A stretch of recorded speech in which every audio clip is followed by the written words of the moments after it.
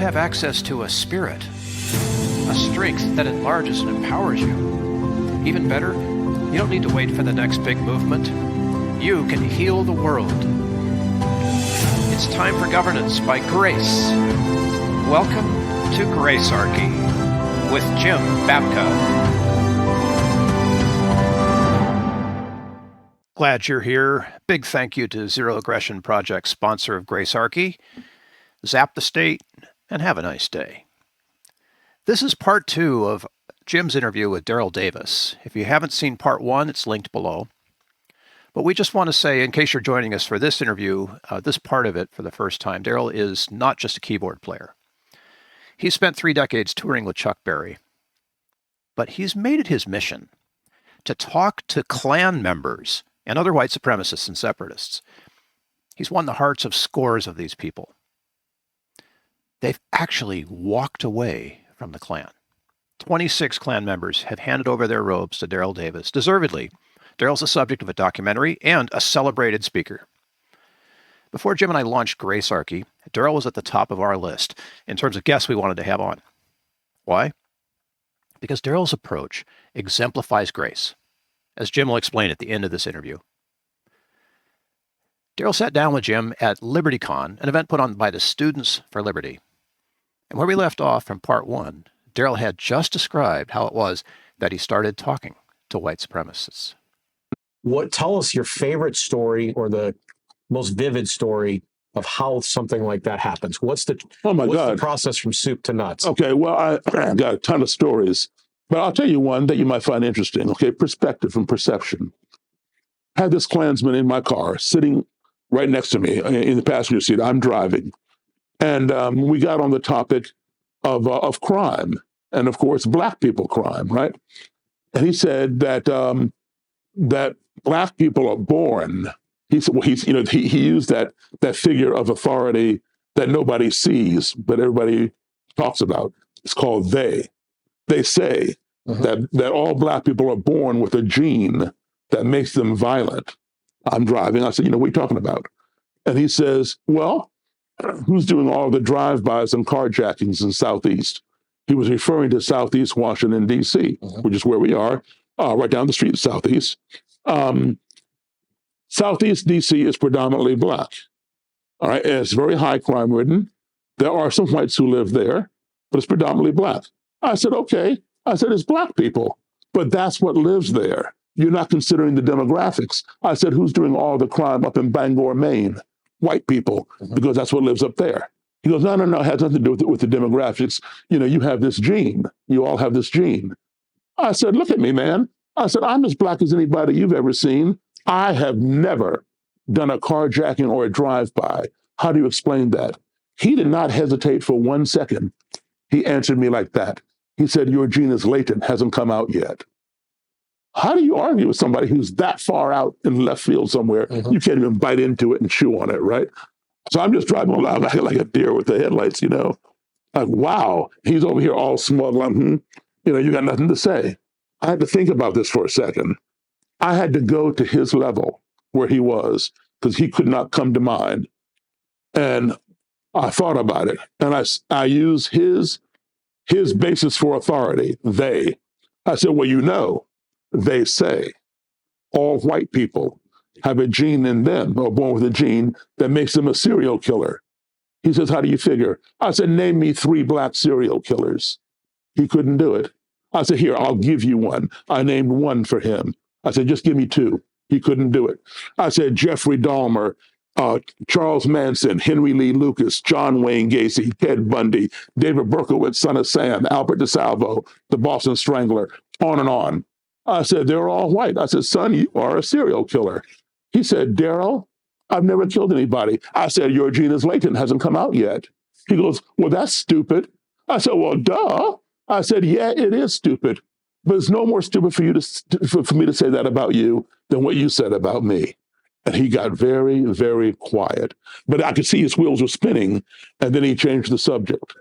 But within 5 months, 4 or 5 months, he quit the Klan based on that conversation, and that was the first Klan robe I ever got. Fantastic. But I mean, you see how ridiculous it is. A ridiculous argument But it's all about perception. And you've actually helped whole families out of the Klan. Absolutely, yes, I have. Tell us about one of those. Well, this one family, in fact, the husband, he was the imperial wizard, which means national leader.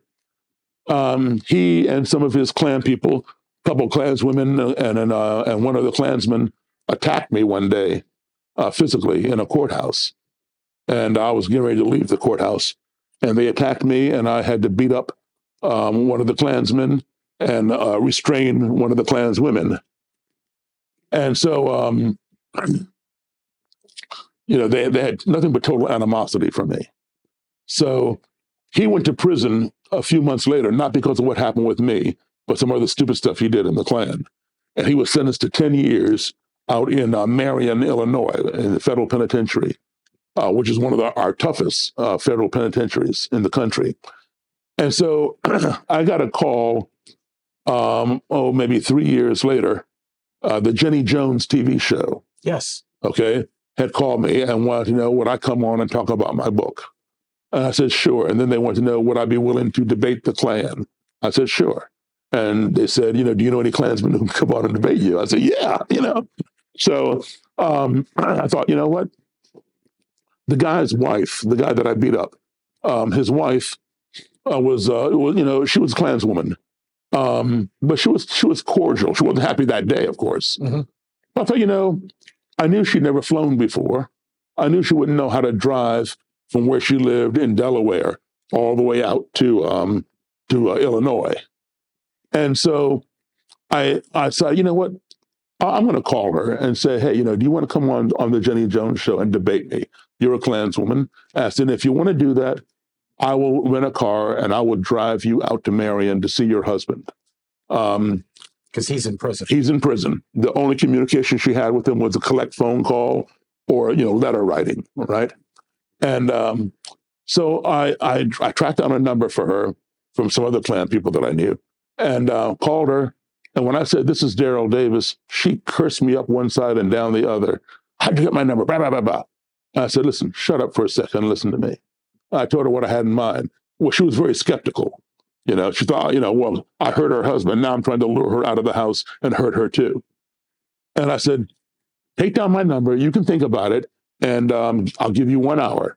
If you want to do it, that's fine. We'll do it. If not, you don't have to call me back. I know plenty of other Klan people that I can bring on the show. I was just offering that to you. And so she took my number down. And with less than an hour, she called me back. And she goes, I have, some kids. I can't leave them here. They're underage, whatever. Can I bring them? I said, well, let me call and find out. So I called back to the producer of Jenny Jones, and he said, yeah, we'll fly out the whole family. I said, all right. So I called her back, and they said, she said, yeah. So they flew out her kids and her. We met at BWI Airport, and we all flew to Chicago together. Checked into the hotel. I rented a car. I drove them 300 miles to Marion, Illinois. I sat in the parking lot while they went in to visit with their husband and father. Right? I had no reason to see the guy. Mm-hmm. And now on the way out there, right, they were very quiet in the car because they were unsure about me. They'd never been in a black guy's car before. Right. Halfway across the country, they have no idea, but they're trusting me. So they're kind of on edge. Yeah. When they came out of there after seeing the husband and father, they were ecstatic. I mean, I was the best thing next to sliced bread or something. And, we did Jenny Jones the next morning. On the flight home, the kids who were now in the Klan, 2 of them were now in the Klan, quit the Klan, and so did the mom.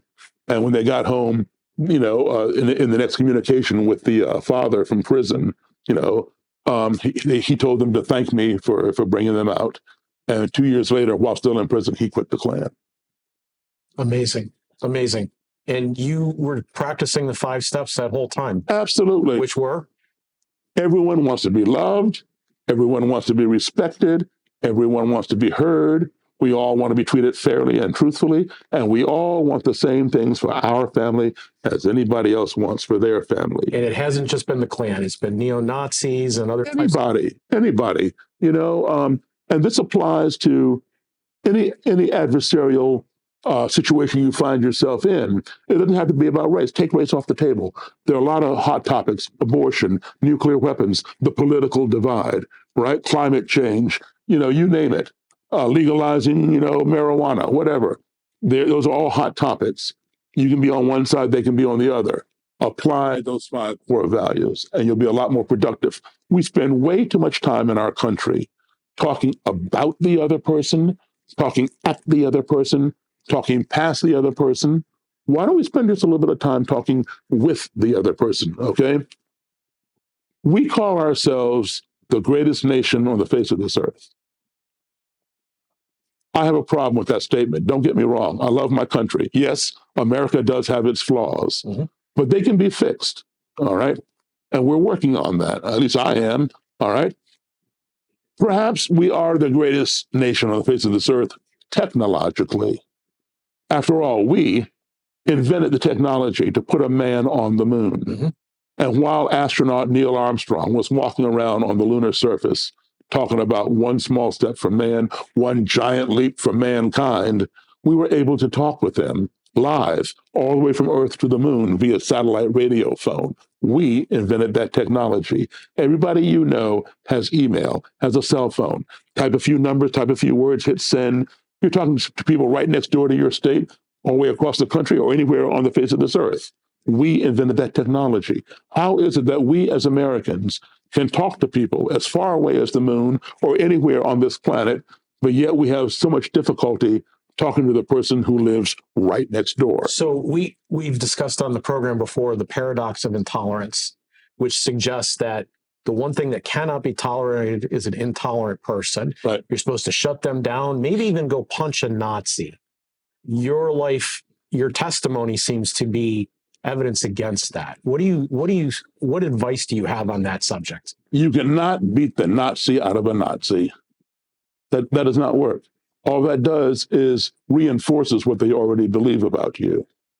I'm not saying don't defend yourself. I mean, if somebody puts their hands on you, whether it's a Nazi or anybody else, puts their hands on you in a violent manner, you have to do what you have to do to protect yourself or your family or your loved one, whoever you're with, right? So I'm not, I don't advocate violence unless, it's for self-preservation. This punch a Nazi business does not teach anybody a lesson. All it does is, you're promoting violence and you're accusing them of committing violence. So you don't believe that the shame of shaming their attitudes or their beliefs will do anything to bring greater peace to the society as a whole? Not through violence, no. It will propagate more violence. Okay, but violence begets violence. You specifically listening to people, which is a big deal. That means they're talking. That's right. It means they're able to express themselves. And if they are wrong and they're wrong, let them talk, because eventually they're going to hang themselves. And then you're going to be able to use their own words right in front of them and say, well, you said right here. And then they realize, oh, you cause a cognitive dissonance. That's the best way. Okay. Listen, you cannot change somebody's reality. One's perception is one's reality. Whatever they perceive becomes their reality. All right. Even if it's not real, you can't change it. What you want to do is you want to offer them a better perception or better perceptions, plural. And if they resonate with your perception or one of your perceptions, then they will change their own reality, because their perception becomes their reality. Right? So you want to always offer them perceptions rather than attack their reality. I'll give you an example real quick. Let's say, Jim, you have a little brother, maybe 7, 8 years old. He goes to a magic show with his friends. He comes back home and tells you, Jim, you're not going to believe this.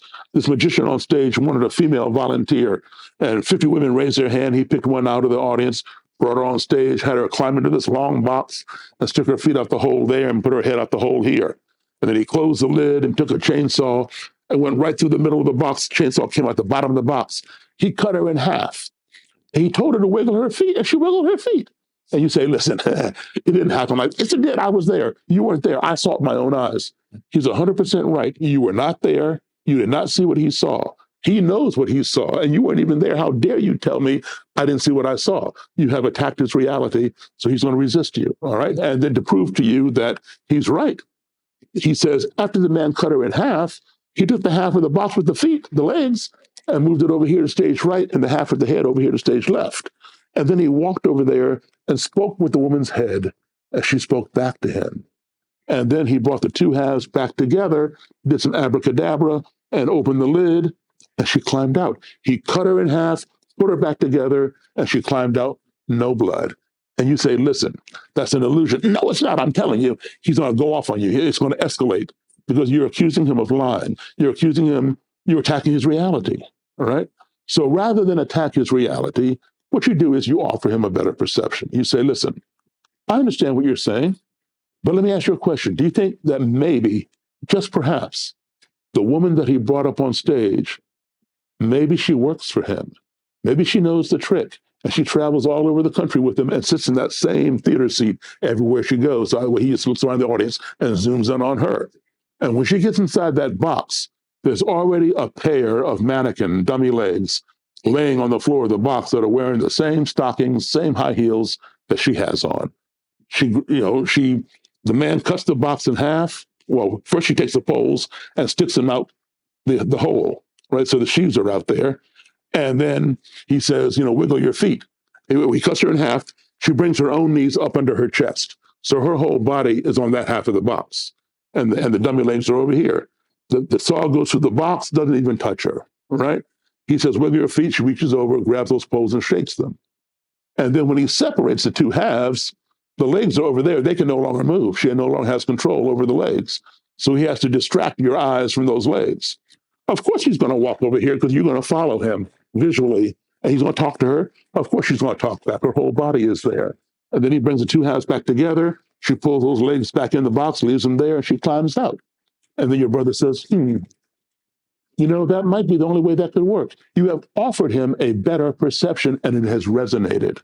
Okay? You just ruined the trick for me, though. But however, I will tell you, I saw David Copperfield in person live, and I saw him make an elephant vanish off the stage.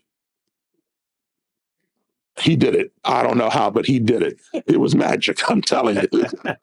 So how that's my reality. As we're getting to close here, how there was a documentary made about you. What was it called? How did you come to make that? Yeah, it was called Accidental Courtesy. And I'd written my first book, and people had read it and wanted to do a story on me, and they'd see me on different podcasts and things like that. So I was getting a lot of offers in to do a film or documentary, and I would send them to my agent and an attorney. He would review them, and we settled on one, and that became the piece, Accidental Courtesy. It came out in 2016. It won several awards. And it's still being shown on PBS from time to time, and also on Amazon Prime. Accidental Courtesy. Accidental Courtesy. And you correct. have a book. I have a second book now. And for those people out there who have tried to get the first book is out of print. Okay. And there are a few booksellers that do have it, but they jack up the price way sky high. Yeah. Unaffordable. Don't go there. Okay. Get the second book. The second book is called The Klan Whisperer. The Klan Whisperer has most of the first book in it, plus news stories and updates. So it's two books in one. Get that one. It's now available at Amazon.com. Very good.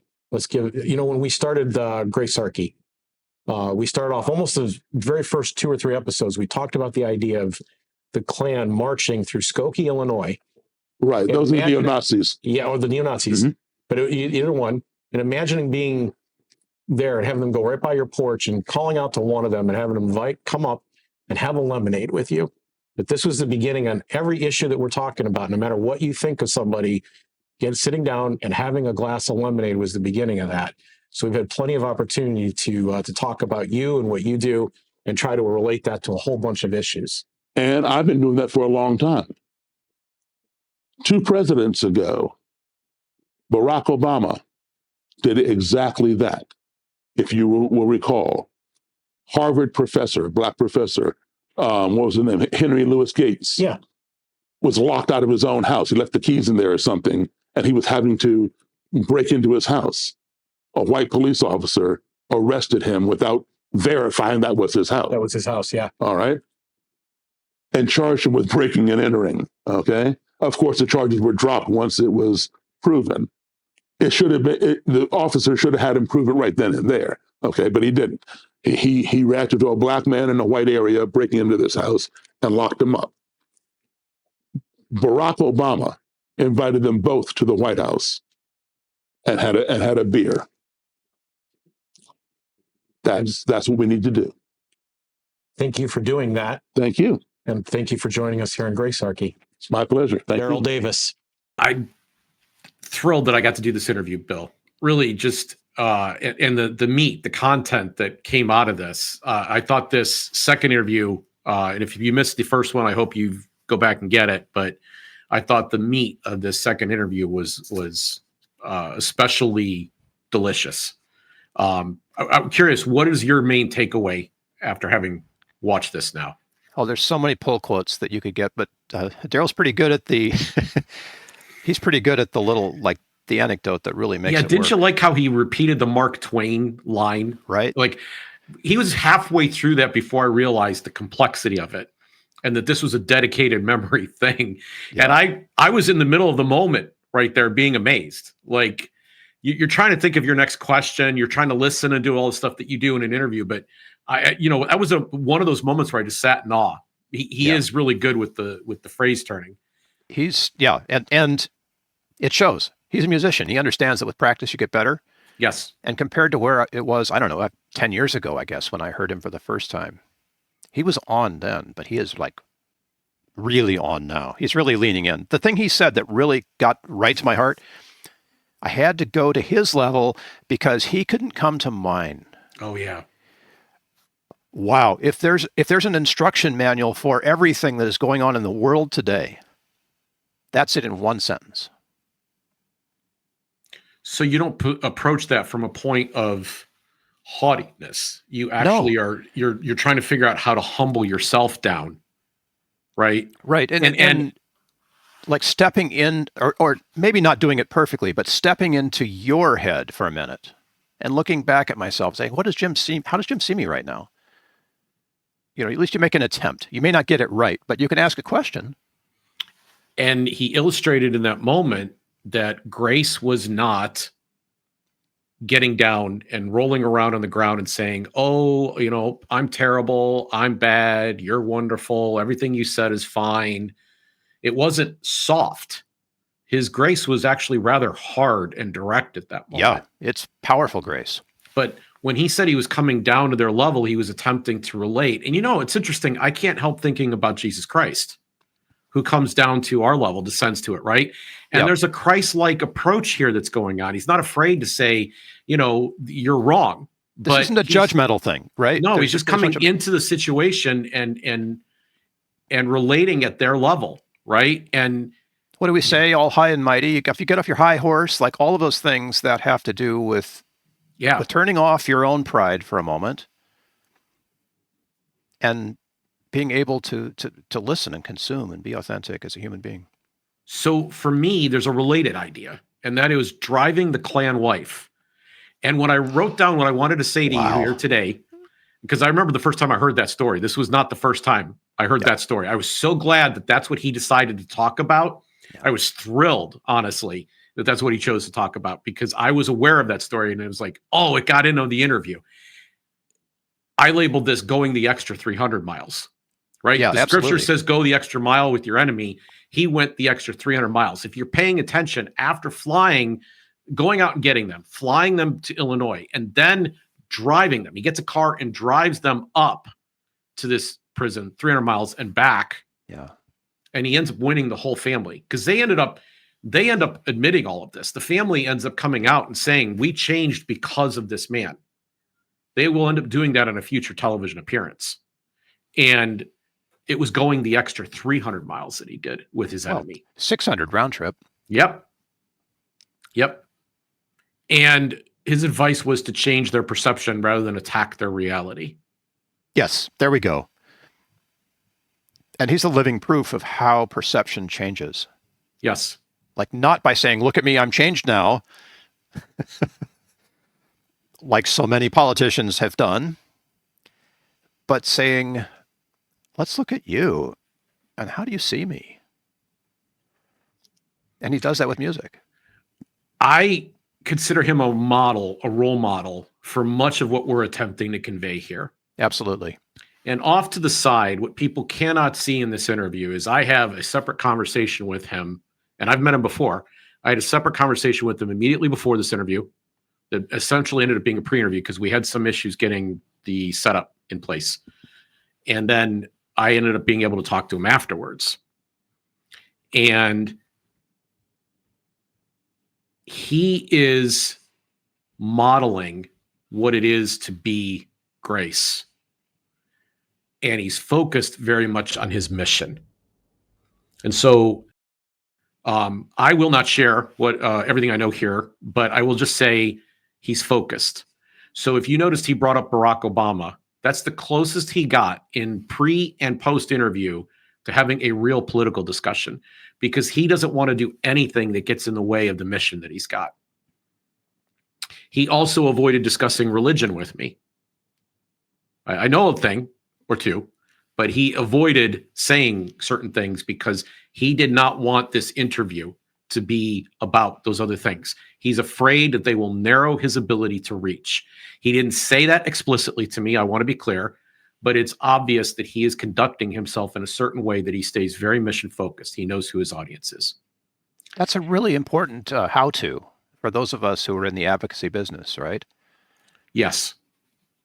If you can find a way to stay on your mission without the controversy that is right there behind the first level, right? That controversy is always around us. But if you can focus solely on your mission and leave that controversy just off stage, right? That's such a powerful message.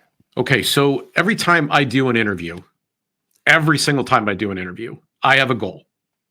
I am always trying to get the person who is sitting across from me to answer a question or address an issue that the audience may be wondering about, or at least I'm wondering about, that they've never addressed before, to my knowledge. Okay?